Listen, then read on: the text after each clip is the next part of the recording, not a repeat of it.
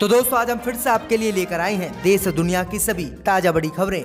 फटाफट एक एक कर विस्तार से आज आपको बताएंगे, तो वीडियो को अंत तक जरूर देखें। दोस्तों वीडियो बनाने में हमें काफी मेहनत लगी है, तो वीडियो को लाइक जरूर कर दें। जहाँ दोस्तों पहली खबर में आपको बताएंगे जो बिग ब्रेकिंग न्यूज सामने निकल कर आई दोस्तों कि किसानों के आंदोलन के 100 दिन पूरे होने पर कल दिल्ली में किसान लहराएंगे काले झंडे, 5 घंटे तक करेंगे दिल्ली में चक्का जाम, मोदी अमित शाह की बड़ी मुश्किलें। तो वहीं आपको बताएंगे दोस्तों कि बंगाल चुनाव को लेकर टीएमसी आज जारी कर सकती है अपने उम्मीदवारों की लिस्ट। 294 सीटों पर टीएमसी ने बंगाल में चुनाव लड़ने का कर दिया ऐलान, भाजपा की बढ़ गई है मुश्किलें। तो वहीं आपको बताएंगे दोस्तों कि गुजरात के पूर्व मुख्यमंत्री ने भाजपा को लेकर किया खुलासा, कहा गुजरात में भाजपा जमकर कटवा रही है गायें और गौमांस व्यापार में है भाजपा की गुजरात में बड़ी भागीदारी, बढ़ गई है मोदी अमित शाह की मुश्किलें। तो वहीं आपको बताएंगे दोस्तों कि राकेश टिकैत ने मोदी अमित शाह को आज फिर से दी धमकी, कहा बॉर्डर खाली कराने का दुशासन ना करे सरकार, उन्हीं की भाषा में मिलेगा अब किसानों द्वारा जवाब। तो वहीं आपको बताएंगे दोस्तों कि कृषि कानून को लेकर भाजपा सांसद सुब्रमण्यम स्वामी ने दिए फार्मूले, कहा मेरे फार्मूले पर समझौता करे मोदी सरकार या फिर कृषि कानून को करे तत्काल रद्द। जहां दोस्तों भाजपा सांसद का यह बड़ा बयान आया है। तो वहीं आपको बताएंगे दोस्तों कि मोदी की रैली से पहले कोलकाता के चप्पे चप्पे को ममता के पोस्टरों से पाट देगी टीएमसी, भाजपा और मोदी की बड़ी मुश्किलें। तो वहीं आपको बताएंगे दोस्तों कि बाबरी मस्जिद विध्वंस को लेकर उद्धव की टिप्पणी पर भड़के अबू आजमी, बोले ठाकरे ना भूले कि वे हैं राज्य के मुख्यमंत्री। तो सभी खबरों को आपको एक एक कर बताएंगे दोस्तों, वीडियो को लाइक कर दें। इसी बीच पर दोस्तों पहली खबर की ओर जो बड़ी खबर सामने निकल कर आई दोस्तों कि किसान आंदोलन के 100 दिन पूरे होने पर लहराए जाएंगे दिल्ली में काले झंडे। कल 5 घंटे तक किसान दिल्ली में करेंगे चक्का जाम, मोदी अमित शाह की बढ़ गई है मुश्किलें। जहां दोस्तों आपको बता दें बड़ी खबर सामने निकल कर आई दोस्तों कि 6 मार्च को दिल्ली की सीमाओं पर विरोध प्रदर्शन शुरू होने के 100 दिन पूरे किसानों को हो जाएंगे। और वहीं आपको बता दें कि किसानों ने किसान आंदोलन के 100 दिन पूरे होने पर दिल्ली में काले झंडे लहराने का ऐलान कर दिया है। साथ ही किसानों ने ऐलान किया है कि कल 6 मार्च को किसान दिल्ली की सभी सड़कों को जाम करेंगे और नाकेबंदी करके किसी भी गाड़ी को आगे नहीं निकलने देंगे। किसानों ने साथ ही ऐलान किया है कि दिल्ली की सटी सीमाओं पर सभी टोल प्लाजाओं को भी फ्री कराया जाएगा और किसान आगे की रणनीति पर चर्चा करेंगे। वहीं आपको बता दें कि संयुक्त किसान मोर्चा ने इसकी घोषणा आज कर दी है। संयुक्त किसान मोर्चा ने ऐलान किया है कि सुबह 11 बजे से शाम 4 बजे तक किसान आंदोलन के आसपास के सभी रास्तों को चक्का जाम कर दिया जाएगा। वहीं किसी भी गाड़ी को गुजरने नहीं दिया जाएगा और आसपास के टोल प्लाजाओं को भी किसान फ्री कराएंगे और दिल्ली में कल काले झंडे लहराएंगे। वहीं आपको बता दें किसानों ने कहा है कि जब तक मोदी सरकार कृषि कानून को वापस नहीं लेगी तब तक उनका आंदोलन जारी रहेगा। तो ये बड़ी अपडेट आई दोस्तों कि मोदी अमित शाह की मुश्किलें बढ़ गई हैं। किसानों ने एक बार फिर से दिल्ली में चक्का जाम का ऐलान कर दिया है। इसी बीच बता दोस्तों अगली खबर की ओर तो पश्चिम बंगाल चुनाव को लेकर टीएमसी आज जारी करेगी अपने उम्मीदवारों की लिस्ट, भाजपा की बढ़ गई है मुश्किलें। जी दोस्तों आपको बता दें कि पश्चिम बंगाल विधानसभा चुनाव के मद्देनजर सभी राजनीतिक पार्टियों की ओर से सियासी जमीन मजबूती करने की कवायद हो रही है। इस बीच टीएमसी की ओर से उम्मीदवारों की पूरी सूची आज जारी की जा सकती है। इसके साथ ही टीएमसी अपनी चुनावी घोषणा पत्र अगले सप्ताह की शुरुआत में जारी कर सकती है।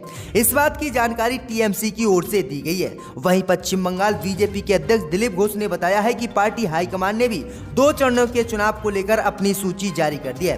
वहीं आपको बता दें कि उम्मीद जताई जा रही है कि टीएमसी 294 उम्मीदवारों की सूची आज जारी कर सकती है, जिसके बाद भाजपा की मुश्किलें बढ़ गई हैं। तो ये बड़ी अपडेट आई दोस्तों कि आज पश्चिम बंगाल चुनाव को लेकर टीएमसी अपने उम्मीदवारों की लिस्ट जारी करेगी और 294 उम्मीदवारों की ये लिस्ट जारी टीएमसी की तरफ से की जाएगी। इसी बीच बता दोस्तों अगली खबर की ओर तो गुजरात के पूर्व मुख्यमंत्री ने गौमांस को लेकर भाजपा पर बोला हमला, कहा गुजरात में धड़ल्ले से भाजपा कटवा रही है गाय। जी दोस्तों आपको बता दें बड़ी खबर सामने निकल कर आई दोस्तों कि गुजरात के पूर्व मुख्यमंत्री शंकरसिंह बघेल ने गुजराती अखबार की कतरन शेयर करते हुए टिप्पणी की है कि गौमांस के व्यापार में बीजेपी गुजरात में बड़ी भागीदारी है।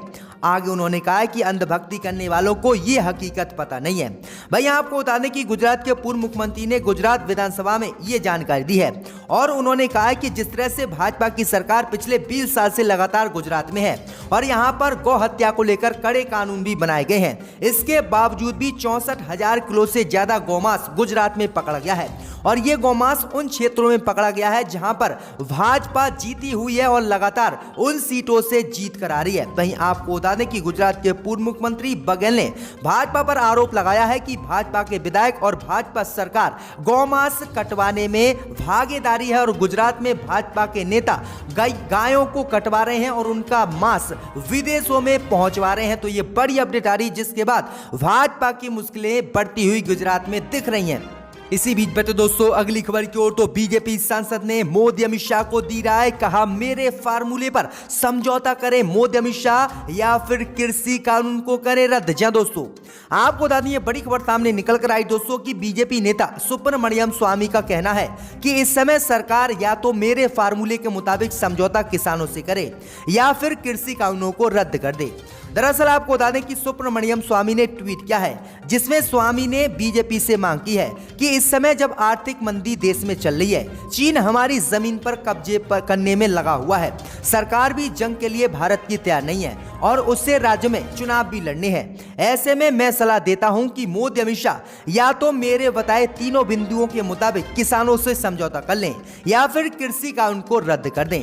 इससे पहले किसान और सरकार के बीच गतिरोध के समाधान के लिए स्वामी ने एक सुझाव दिया था। सांसद ने कहा था कि अगर सरकार इस फार्मूले को मानती है तो किसान और सरकार के बीच चल रही समस्या का समाधान हो सकता है। स्वामी ने मोदी अमित शाह को सलाह दी थी कि कृषि कानूनों को लागू करने के लिए केंद्र को गेंद राज्यों के पाले में फेंक देनी चाहिए, जिससे उसके ऊपर से दबाव हट जाएगा। स्वामी ने एक प्रस्ताव मोदी सरकार को दिया था और कहा था कि जो राज्य कृषि कानून को लागू करना चाहते हैं उनको केंद्र की मोदी सरकार ऐसा करने दे और जो नहीं चाहते हैं उन पर दबाव ना डाले। जो राज्य सरकार कानून की मांग करें उसको ही ये कानून लागू करने दिया जाए और अन्यथा किसी को कानून लागू नहीं करने दिया जाए। स्वामी ने कहा कि अगर इस पर भी बात नहीं बनती है तो मोदी सरकार को तीनों कृषि कानूनों को रद्द कर देना चाहिए। तो ये बड़ी अपडेट आ रही कि अब भाजपा के सांसद ने ही बड़ा फार्मूला मोदी सरकार के सामने पेश किया है, जिसके बाद भाजपा बुरी तरह से किसानों के चंगुल में फंस गई है।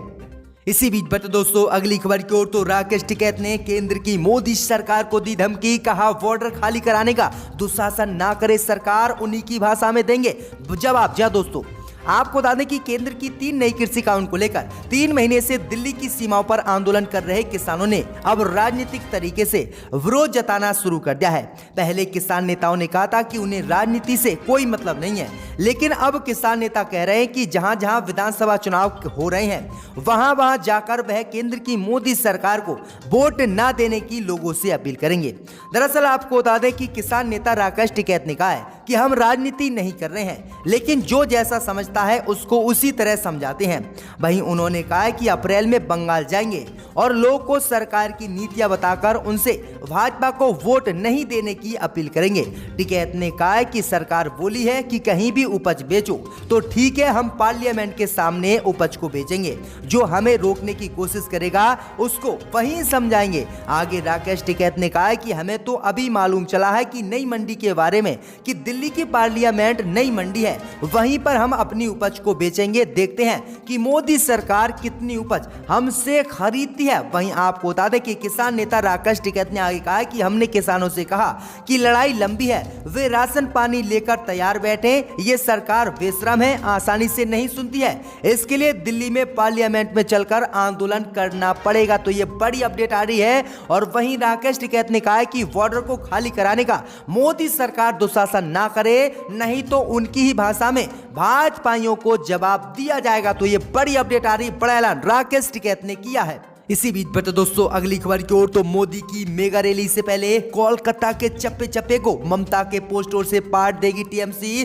भाजपा की बड़ी मुश्किलें। जी दोस्तों, आपको बता दें कि पश्चिम बंगाल विधानसभा चुनावों की घोषणा के बाद प्रधानमंत्री नरेंद्र मोदी कोलकाता में 7 मार्च को अपनी पहली मेगा रैली करने आ रहे हैं। स्थानीय बीजेपी के नेता इस रैली को सफल बनाने के लिए घर घर जाकर लोग को आमंत्रण दे रहे हैं। इस बीच टीएमसी भी अलग ही तैयारी में जुटी हुई है। दरअसल टीएमसी के नेताओं ने कहा है कि मोदी की रैली वाले दिन कोलकाता के चप्पे चप्पे को सीएम ममता बनर्जी के पोस्टरों और पार्टी के झंडों से पाट दिया जाएगा। नेताओं के मुताबिक ऐसा इसलिए किया जा रहा है ताकि पीएम मोदी अपनी यात्रा के दौरान ये राजनीतिक संदेश पाले कि पूरा बंगाल ममता बनर्जी के साथ खड़ा हुआ है। वहीं आपको बता दें कि बंगाल अपनी बेटी चाहता है। वहीं आपको बता दें कि टीएमसी ने बताया है कि जो पार्टी के पोस्टर लगाए जाएंगे उसमें बंगाल अपनी बेटी चाहता के पोस्टर भी लगाए जाएंगे, जिससे कि प्रधानमंत्री मोदी उनके सामने खड़े ना हो सके। तो ये बड़ी अपडेट आई दोस्तों कि मोदी की रैली से पहले बंगाल के कोलकाता में टीएमसी के पोस्टरों से चप्पे चप्पे को ममता बनर्जी पार देना चाहती हैं। इसी बीच बटे दोस्तों अगली खबर की ओर, तो आज हरियाणा में गिर सकती है भाजपा सरकार, कांग्रेस लाएगी हरियाणा विधानसभा में भाजपा के खिलाफ अविश्वास प्रस्ताव। जी दोस्तों, आपको बता दें कि हरियाणा विधानसभा का बजट सत्र शुक्रवार दोपहर बाद शुरू होगा। बजट सत्र से पहले पूर्व मुख्यमंत्री भूपेंद्र सिंह हुड्डा ने भाजपा सरकार के खिलाफ अविश्वास प्रस्ताव की तैयारी कर ली है। वहीं आपको बता दें कि भूपेंद्र सिंह हुड्डा ने बताया है कि कांग्रेस आज ही विधानसभा अध्यक्ष को अविश्वास प्रस्ताव देगी। उसके बाद वह तय करेंगे कि इस पर चर्चा और वोटिंग कब करवानी है। विपक्ष की मांग है कि सत्र के दौरान जनहित से जुड़े तमाम मुद्दों पर चर्चा की जाए और सभी विधायकों को बोलने का पूरा वक्त मिले। हुड्डा ने कहा है कि हर मोर्चे पर विफल बीजेपी जेजेपी गठबंधन सरकार को सदन में शराब, रजिस्ट्री, भर्ती, पेपर लीक, माइनिंग जैसे तमाम घोटालों पर जवाब देना होगा। जिस तरह सरकार लगातार किसान आंदोलन की अनदेखी और किसानों पर अत्याचार कर रही है, कांग्रेस उसे सदन में आईना दिखाने का काम करेगी। वहीं आपको बता दें कि हुड्डा ने ऐलान किया है कि हरियाणा में भाजपा के पास पूर्ण विधायक नहीं है और जेजेपी के भी कई विधायक भाजपा से असंतुष्ट हैं। इसलिए भाजपा जेजेपी विधानसभा में अपना विश्वास मत साबित करे, नहीं तो सरकार से हटे। तो ये बड़ी अपडेट आई दोस्तों कि आज भाजपा की मुश्किलें हरियाणा में बढ़ सकती हैं। इसी बीच बता दोस्तों अगली खबर की ओर, तो मध्य प्रदेश में राकेश टिकैत ने किया ऐलान, अगर मुझको पुलिस ने किया गिरफ्तार तो 8 मार्च को होगा मंदसौर जैसा हाल। जी दोस्तों, आपको बता दें कि किसान आंदोलन की आग धीरे धीरे मध्य प्रदेश की तरफ बढ़ती जा रही है। भारतीय किसान यूनियन के नेता राकेश टिकैत 8 मार्च को प्रदेश में महापंचायत के लिए आएंगे। टिकैत के आने से पहले ही वीकू के प्रदेश अध्यक्ष अनिल यादव ने प्रदेश की भाजपा सरकार को चुनौती देते हुए कहा है कि 8 मार्च को होने वाली किसान महापंचायत के दौरान सरकार किसी आंदोलनकारी किसान को गिरफ्तार ना करे, क्योंकि अगर ऐसा हुआ तो पूरे राज्य में मंदसौर जैसे हालात बन जाएंगे। बता दें कि टिकैत के खिलाफ मध्य प्रदेश के अनूपपुर में गिरफ्तारी वारंट लंबित है और सूत्रों की माने तो उम्मीद है कि अगर टिकैत यहां पर आते हैं तो उन्हें मध्य प्रदेश पुलिस गिरफ्तार कर सकती है। और इसी को लेकर इससे पहले ही किसानों ने मध्य प्रदेश की भाजपा सरकार को चेतावनी दे दी है कि अगर 8 मार्च को किसी भी किसान को गिरफ्तार किया तो मंदसौर जैसा आंदोलन होगा और जिसमें खून खराबा भी हो सकता है। तो ये बड़ी अपडेट आ रही दोस्तों। इसी बीच दोस्तों अगली खबर की ओर, तो बाबरी विध्वंस को लेकर उद्धव की टिप्पणी पर भड़के अबू आजमी, बोले ठाकरे ना भूले कि वे है महाराष्ट्र के मुखिया। जी दोस्तों, आपको बता दें कि समाजवादी पार्टी के महाराष्ट्र इकाई के प्रमुख अबू आजमी ने अयोध्या में 1992 में हुए बाबरी मस्जिद विध्वंस को लेकर राज्य के मुख्यमंत्री उद्धव ठाकरे के प्रति सख्त नाराजगी प्रकट की है।